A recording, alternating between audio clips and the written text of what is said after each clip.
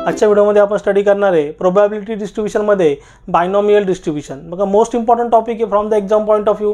या टॉपिकवरती ॲटलीस्ट 2 ते 3 न्यूमरिकल किंवा 1-2 न्यूमरिकल तर 100% तिथे एक्झाममध्ये विचारतील 4 to 6 मार्क्ससाठी, आणि कदाचित एखादा न्यूमरिकल जिथे क्वेश्चन नंबर 1 मध्ये असेल 2 मार्क्ससाठी. तर ह्या टॉपिकमध्ये सिम्पली तुम्हाला काय करायचं आहे, बायनॉमियल डिस्ट्रीब्युशनचा फॉर्म्युला यूज करायचा आहे. आणि आजच्या लेक्चरमध्ये आपण जे न्यूमरिकल स्टडी करणार आहे ते मोस्टली 4 to 6 मार्क्ससाठी विचारतील, आणि याच्या अगोदर जे न्यूमरिकल स्टडी केले होते ते मोस्टली 2 ते 3 मार्क्ससाठी एक्झाममध्ये विचारले जातील.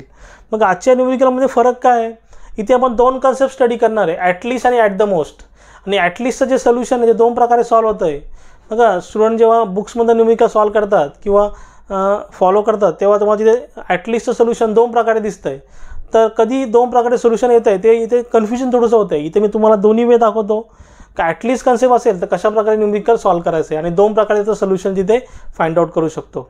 मग असेच तुम्हाला पुढच्या येणाऱ्या व्हिडिओचे अपडेट हवे असतील तर आपलं जे टेलिग्राम चॅनल आहे महाराष्ट्र ई-अकॅडमी, ते टेलिग्राम चॅनल तुम्ही जॉईन करा. त्याची लिंक तिथे डिस्क्रिप्शनमध्ये अवेलेबल आहे. बघा आता न्यूमरिकल सॉल्व्ह करू. क्वेश्चन 4चं solution.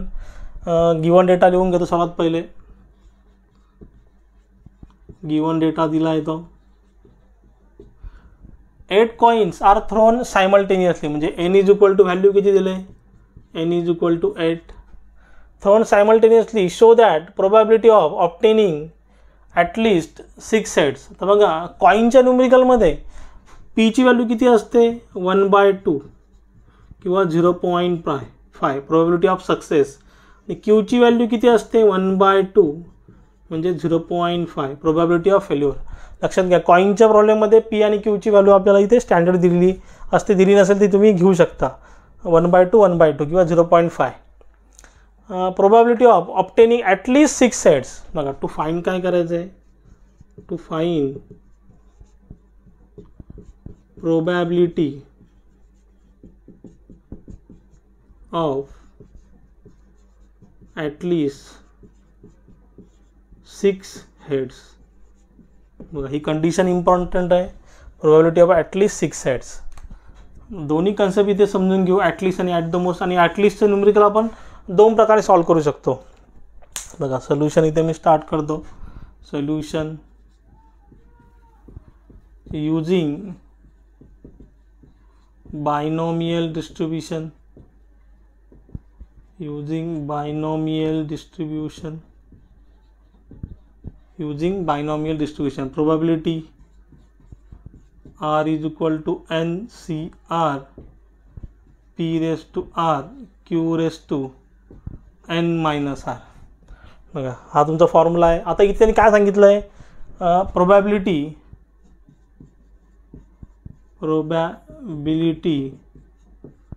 Of at least 6 heads. At least म्हणजे काय, कमीत कमी 6 टाइम्स ऑफ हेड्स येईल. ॲटलीस्ट म्हणजे काय, कमीत कमी किती वेळा, 6 वेळा. काय इथले प्रोबॅबिलिटी ऑफ ॲटलीस्ट 6 हेड्स, कमीत कमी 6 वेळा. आणि ते कॉईन बघा, जो कॉईन किती वेळा टॉस केला, 8 वेळा टॉस केलेला आहे. आपण असं लिहू शकतो इथे कमीत कमी किती आहे 6, म्हणजे probability of 6 plus probability of 7 plus probability of 8. मग ॲटलीस्ट 6 हेड्स म्हणजे काय, आपल्याला 6 पासून जोपर्यंत कॉईन टॉस केलेला आहे, म्हणजे किती वेळा कॉईनने टॉस केलं, 8 टाइम्स इथे कॉईन टॉस केला, म्हणजे प्रोबॅबिलिटी ॲटलीस्ट काय झालं 6, म्हणजे कमीत कमी 6 आणि मॅक्झिमम किती होईल 8. म्हणून probability of 6 plus probability of 7 plus probability of 8. एकदा अशा प्रकारे करू शकतो. किंवा 1 मायनस, आता बघा आता इथे राहिलं काय आपलं प्रोबॅबिलिटी ऑफ 1, तर पहिले 0 plus probability of 1 plus probability of 2 plus probability of 3 plus probability of 4 plus probability of 5. बघा 1 मायनस जरी आपण केलं, probability of at least 6 heads. At least म्हणजे काय, कमीत कमी 6 वेळा. बघा हे क्वेश्चन इम्पॉर्टंट आहे, ही कन्सेप्ट समजून घ्या. ॲटलीस्ट 6 हेड्स म्हणजे काय, 6 पासून पुढे. आता कितीपर्यंत आपण कॉईन टॉस केला, 8 वेळा कॉईन टॉस केलेला आहे, म्हणून 6, 7, 8. किंवा अशा प्रकारे सुद्धा करू शकतो 1 मायनस, बघा पूर्ण याला काय केलं 1 ॲज्युम केलं, 1 मायनस प्रोबॅबिलिटी ऑफ 0, 1, 2, 3 4 5 असं जरी केलं तर तुमचा आन्सर सेम येईल. आता बघा, आता आपण याचं कॅल्क्युलेशन करायला गेलो तर जास्त लेंदी होऊन जाईल. तर बेटर वे आपण काय करू, आपण हा वाला फॉर्म्युला इथे यूज करू, म्हणजे ही व्हॅल्यू इथे यूज करू आणि कॅल्क्युलेशन करू. आता जिथे आपल्याला कमी वेळ लागेल आपण तो इक्वेशन इथे यूज करायचा. तर इथे आता हे वाला इक्वेशन यूज केलं तर जास्त वेळ लागेल आणि वरचं यूज केलं तर कमी वेळ लागेल. मग आपण याच्यापासूनच जाऊ. मग आता इथे स्टार्ट करतो मी. आता बघा इथे आता आरची व्हॅल्यू किती आपली इथे बघा, आरची व्हॅल्यू 6, आरची व्हॅल्यू 7 आणि आरची व्हॅल्यू 8. सेम हा फॉर्म्युला यूज करतो. NCR बघा, एनची व्हॅल्यू किती 8, 8C6 बघा, 8C6 म्हणजे प्रोबॅबिलिटी ऑफ 6साठी 8C6 इंटू पीची व्हॅल्यू किती आहे 0.5 रेस टू R म्हणजे 6. क्यूची व्हॅल्यू किती आहे 0.5, 1/2 लिहिलं तरी चालेल. N मायनस R म्हणजे एनची व्हॅल्यू किती आहे 8 मायनस 6 प्लस नेक्स्टसाठी प्रोबॅबिलिटी ऑफ 7 म्हणजे इथे काय येईल 8C7 0.5 रेस टू 7 इथे 0.5 raise to Q raise to N minus R म्हणजे 8 मायनस 7. फक्त काय केलं व्हॅल्यू इथे पुटअप करत जायचे. बघा, आरची व्हॅल्यू पुटअप करायची, पी क्यूची व्हॅल्यू पुटअप करायची. देन नेक्स्ट प्लस शेवटचं आरची व्हॅल्यू किती आहे 8. मग इथे काय येईल 8C8 0.5 raise to 8 0.5 raise to 8 minus 8. बघा, आरची व्हॅल्यू किती आहे 8. याचं कॅल्क्युलेशन करू. मग याचं कॅल्क्युलेशन केल्यानंतर ॲटलीस्ट 6 8 इज 37/256 असं आन्सर आलं पाहिजे. मग आता याचं कॅल्क्युलेशन इथे करतो. 8C6 into 0.5 raise to 6 into 0.5 raise to 8 minus 6 2. Answer येते 0.109 0.109 प्लस पहिला असंच लिहू शकतो 7/64. सिम्पली तुम्हाला इथे AB आपण Cचं बटन प्रेस करायचं, तुम्हाला काय भेटेल 7/64. देन नेक्स्ट किंवा पॉईंटमध्ये घेतलं तरी चालेल, नंतर आपण इथे क्रॉस चेक करू. देन नेक्स्ट काय 8C7 8 शिफ्ट C बघा, Cसाठी तुम्हाला इथे डिवाइडवाला बटन प्रेस करायचं आहे. 8C7 into 0.5 raise to 7 into 0.5 raise to 8 minus 7 का होईल 1. तर आन्सर येतं आहे 0.031. किंवा इथे बटन प्रेस करा बघा, AB अपॉन C वाला बटन प्रेस करा तर काय येईल 1/32 plus.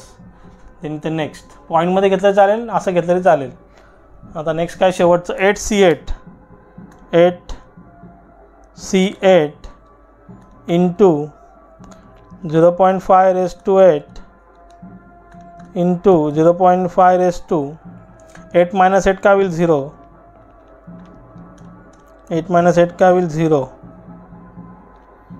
3.906 into 10 raise to minus 3 आणि AB आपण C बटन प्रेस केला तर काय येते 1/256. बघा, तिघांचं जर आपण सॉल्व केलं तर बघू आन्सर येतं आहे का बरोबर चेक करू आपण. 7/64 प्लस 1/32 प्लस 1/256. बघा, सॉल्व केल्यानंतर आन्सर येतं आहे 37/256. 37/256 म्हणजे आपलं हे काय LHS is equal to RHS काय झालं ओके आला, परफेक्ट आला आन्सर. बघा, सिम्पली काय केलं probability of at least 6 heads concept समजून घ्या. ॲटलीस्ट असेल तर अशा प्रकारे सॉल्व करू शकतो किंवा अशा प्रकारे सुद्धा करू शकतो. इथे बघा 5 पडतच घेतलेलं आहे 1 मायनस 0 1 2 3 4 5.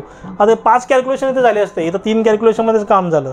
बघा, याचा आन्सर तुम्ही नोट डाऊन करा. देन नेक्स्ट न्यूमेरिकल सॉल्व करू. बघा, क्वेश्चन नंबर 5 इथे आपण सॉल्व करू.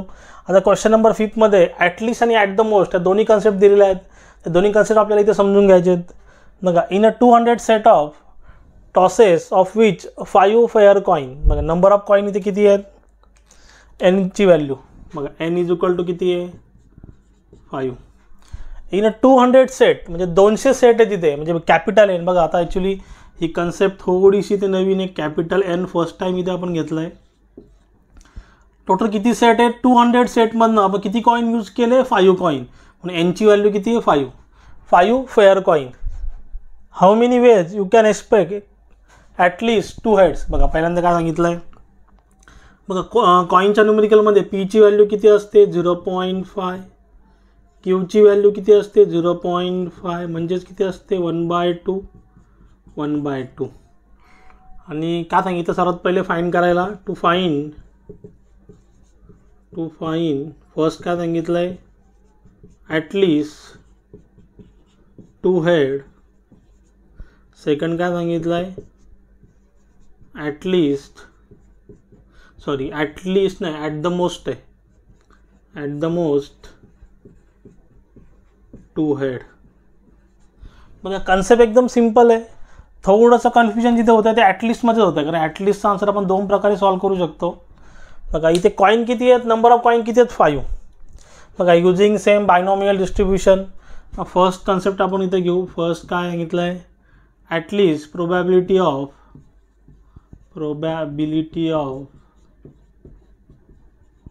At least 2 heads. Probability of at least 2 heads. तर बघा ॲटलिस्ट 2 हेड्स म्हणजे काय, बघा लास्ट लेक्चरमध्ये आपले किती होते ॲटलिस्ट 6 हेड्स होते. म्हणजे आपण काय केलं 6 पासून पुढे गेलो. इथे काय करायला लागेल बघा probability of 2 plus probability of 3 plus probability of 4 म्हणजे कमीत कमी 2. मॅक्झिमम कुठपर्यंत जाऊ आपण 5 पर्यंत. तर 5 वेळा काय झाला आहे कॉईन टॉस केलेला आहे. बघा ॲटलिस्ट 2 म्हणजे कमीत कमी किती 2 आणि मॅक्झिमम किती 5, कारण नंबर ऑफ कॉईन्स आपला किती वेळा कॉईन टॉस केलेला आहे, फेअर कॉईन किती आहेत 5 म्हणजे 2 3 4 5. एक तर अशा प्रकारे करू शकतो. दुसरा ऑप्शन काय आहे 1 आता इथे कोण नाही बघा, इथे 1 minus probability of 0 plus probability of 1. आता बघा कुठलं इक्वेशन यूज केलं तुम्हाला आन्सर लवकर भेटेल. आता बघा वरचं तुम्ही यूज केला तुम्हाला जास्त वेळ लागेल, तर खालच्यावाला तुम्ही यूज केलं तर कमी वेळ लागेल. बघा 1 काय केलं फक्त या पूर्ण 1मधनं 0 आणि probability of 0 plus probability of 1 minus केलं. सिम्पल लक्षात ठेवा 1 minus probability of 0 plus probability of 1 केलं म्हणजे याचाच आन्सर आपल्याला भेटतं आहे. तुम्ही दोन्ही प्रकारे कॅल्क्युलेट करून बघा. आता मी वरचं यूज करत नाही, खालचं यूज करतो इक्वेशन, कारण ते लवकर आन्सर भेटेल. आता बघा आरची व्हॅल्यू किती आहे इथे, आरची व्हॅल्यू पहिले 0. बघा आरची व्हॅल्यू 0 आणि आरची व्हॅल्यू किती आहे 1. तर 1 मायनस बघा 1 मायनस तर सेम फॉर्म्युला NC0 आरची व्हॅल्यू किती आहे 0, NC0 पीची व्हॅल्यू किती आहे 0.5 रेस टू 0, क्यूची व्हॅल्यू किती आहे 0.5 रेस n मायनस 0 म्हणजे किती लिहिते nची व्हॅल्यू किती आहे 5C0. इथे किती आहे 5C0. इथे काय येईल n minus R 5 minus 0 then plus सेकंडवालं आरची व्हॅल्यू किती आहे 1 5C1 0.5 raise to Archi value किती आहे 1 then 0.5 raise to n minus R म्हणजे 5 मायनस 1. मग आता याचं कॅल्क्युलेशन करू. 1 मायनस किती आन्सर येतं इथे 5C0 पहिलं किती आहे 5C0. बघा सिम्पली व्हॅल्यू पुट केलेली आहे फॉर्म्युलामध्ये 5C0 into 0.5 raise to 0.5 raise to 0 into 0.5 raise to 0.5 raise to 5 minus 0 0.5 raise to 5 0.03125 पॉईंटमध्ये लिहू शकतो 0.031. ॲटलिस्ट पॉईंटनंतर तुम्ही 3 डिजिट तरी यूज करा किंवा तुम्ही AB/C बटन प्रेस करून 1/32 तसुद्धा लिहू शकता. आता पॉईंटमध्येच लिहितो मी इथे मध्ये प्लस साईन. नंतर 5C1 बघा हे वालं 5C1 into 0.5 raise to 1 into 0.5 raise to 5 minus 1 किती होतं आहे 4.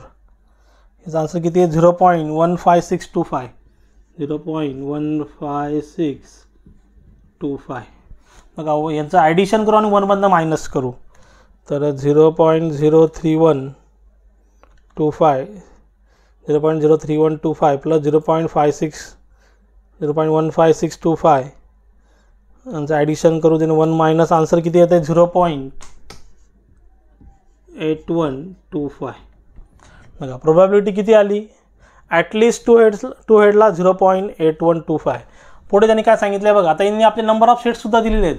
आता आपण 200 सेटमधले किती एक्झॅक्टली 2 हेड्स येतील ते सुद्धा कॅल्क्युलेट करू. फॉर 200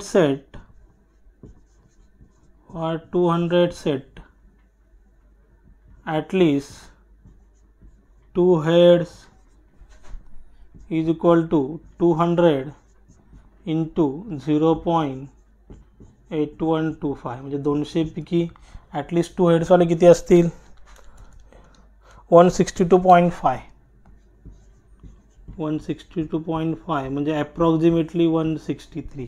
मग हे झालं तुमचं फर्स्टवाल्याचा answer 163. Then next at the मोस्टचं कॅल्क्युलेशन करू. मग ॲट द मोस्टचं कॅल्क्युलेशन सिम्पल आहे. क्वेश्चन प्रोबॅबिलिटी ऑफ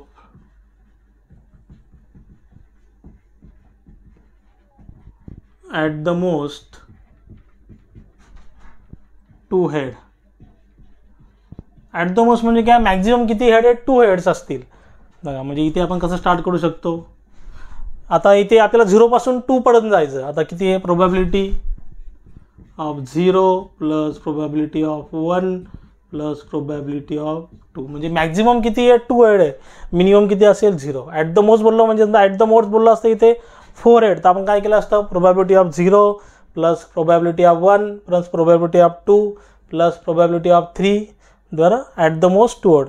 4 हेड बोलले असतं तर आपण 4पर्यंत गेलो असतो. 3 हेड्स बोलले असतं तर आपण इथे प्रोबॅबिलिटी ऑफ 3 ॲडिशन केलं असतं. बघा ॲट द मोस्ट 2 हेड्स म्हणजे काय probability of 0 plus probability of 1 आणि प्रोबॅबिलिटी ऑफ 2. 3 एवढंपर्यंत जायचं कॅल्क्युलेशन करत. आता सेम इथे फॉर्म्युला यूज करू. बघा सेम फॉर्म्युला युजिंग NC 5ची व्हॅल्यू किती आहे 5C0 Tची व्हॅल्यू 0.5 रेस टू 0 Qची व्हॅल्यू 0.5 N मायनस R Nची व्हॅल्यू किती आहे 5 मायनस 0 प्लस सेकंड. बघा सेकंड केसमध्ये इथे Rची व्हॅल्यू 0 Rची व्हॅल्यू 1 Rची व्हॅल्यू 2. बघा सेकंड केसमध्ये 5C1 0.5 raise to 1 0.5 raise to इथे काय N मायनस R म्हणजे 5 minus 1. Then next 5C2 0.5 raise to 2 बघा सेम 0.5 Rची व्हॅल्यू किती आहे 2. देन Qची व्हॅल्यू 0.5 रेस टू 5 मायनस 2. याचं कॅल्क्युलेशन करू. मग ॲट द मोस्टला काही टेन्शन नाही आहे. जेवढं सांगितलं ॲट द मोस्ट तिथून 0 पासून तिथपर्यंत जायचं.